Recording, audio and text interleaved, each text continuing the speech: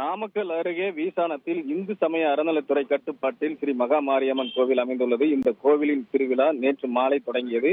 இந்த நிலையில் அந்த பகுதியைச் சேர்ந்த பட்டியலினத்தைச் சேர்ந்தவர்கள் மகா மாரியம்மன் கோவிலின் திருவிழாவை நடத்துவதற்கும் கோவில் உள்ளே சென்று வழிபாடு நடத்தவும் அனுமதி வழங்க வேண்டும் என கூறியுள்ளனர். இதற்கு மற்றொரு சமூகத்தைச் சேர்ந்தவர்கள் கடும் எதிர்ப்பு தெரிவித்துள்ளனர். மேலும் பட்டியலின மக்கள் கோவில் வெளியே நின்று வழிபட மட்டுமே தான் அனுமதி உள்ளது.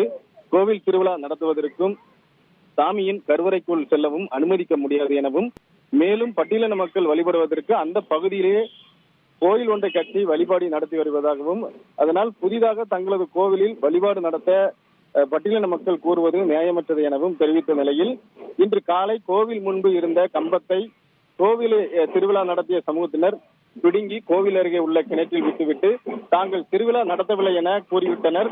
இதனால் அந்த பகுதியில் பெரும் பதட்டம் நிலவியது.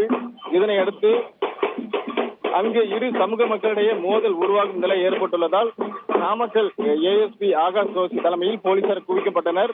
இந்த நிலையில் இரு சமூக மக்களை அழைத்து நாமக்கல் வருவாய் கோட்டாட்சியர் சாந்தி தலைமையில் அமைதி பேச்சுவார்த்தை நடைபெற்றது. இந்த அமைதி பேச்சுவார்த்தையில் மாரியம்மன் கோவிலானது இந்து சமய அறநிலைத்துறை கட்டுப்பாட்டில் உள்ளதால்